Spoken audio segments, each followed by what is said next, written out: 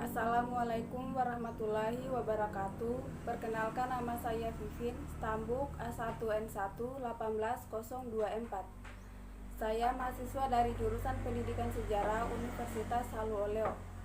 Di sini saya akan memaparkan sedikit materi mengenai mata kuliah Sejarah Indonesia Masa Kolonial. Baiklah, langsung saja kita ke pembahasan pertama, yaitu proses masuk dan berkembangnya bangsa Eropa ke Indonesia. Yang melatar belakangi proses masuknya bangsa Eropa ke Indonesia yaitu pada abad pertengahan, bangsa Eropa telah mengenal hasil bumi di Asia Timur, terutama di bagian Indonesia, yaitu mengenai hasil rempah-rempahnya. Dengan jatuhnya Konstantinopel ke tangan Turki Utsmani pada tahun 1453 menyebabkan perdagangan antara Eropa dengan Asia Barat menjadi terputus. Dengan inilah bangsa Eropa mempunyai keinginan untuk memasuki ke wilayah Asia Timur, terutama di Indonesia, untuk mendapatkan hasil rempah-rempah tersebut. Baiklah, kita akan melangkah ke pembahasan kedua, yaitu sistem tanam paksa. Faktor utama diberlakukannya sistem tanam paksa di Indonesia yaitu karena adanya kekurangan keuangan yang dialami oleh pemerintah Belanda.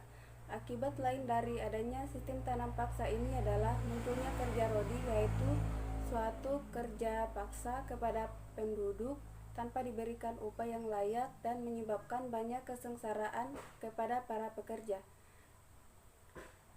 Dengan penyelenggaraan sistem tanam paksa ini, makanya telah usurpasi kekuasaan kolonial sampai ke pedesaan dan merusak hak milik tanah menurut hukum adat setempat. Lanjut ke pembahasan ketiga, yaitu sistem ekonomi politik liberal. Sebelum tahun 1870, bangsa Indonesia diterapkan imperialisme kuno, yaitu hanya dikeruk kekayaannya saja. Setelah tahun 1870 diterapkan imperialisme modern. Sejak saat itu diterapkan open door politik, yaitu politik pintu terbuka terhadap modal-modal swasta asing. Pelaksanaan politik pintu terbuka diwujudkan melalui penerapan sistem politik ekonomi liberal. Baiklah, kita akan lanjut ke pembahasan keempat, yaitu politik etis.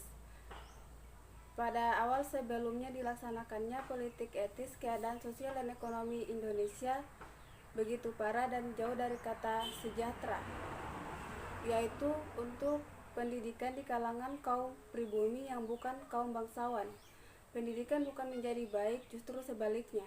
Di bidang ekonomi, tanah-tanah vara yang luas yang masih dikuasai oleh perantauan tanah, terutama rakyat Indonesia, hanya bisa sebagai penyewa dan pekerja saja. Baik, kita lanjut ke materi kelima, yaitu depresi ekonomi dunia. Kota-kota besar di seluruh dunia terpukul, kegiatan pendapatannya yang tergantung dari industri-industri berat. Kegiatan pembangunan gedung-gedung terhenti. Wilayah pedesaan yang hidup dari hasil pertanian turun 40 hingga 60%. Baik, materi yang terakhir yaitu gerakan resistensi di Jawa pada abad ke-19. Seperti diketahui bahwa periode munculnya gerakan semi khususnya dan pergerakan nasional pada umumnya bersamaan dengan perkembangan masyarakat kolonial yang merupakan produk dari kolonialisme Belanda di Indonesia. Dalam masyarakat kolonial itu, posisi dan peranan bangsa Indonesia terpinggirkan oleh kaum kolonialisme. Baik, itu saja materi dari saya. Saya ucapkan wabillahi taufiq wal hidayah. Wassalamualaikum warahmatullahi wabarakatuh.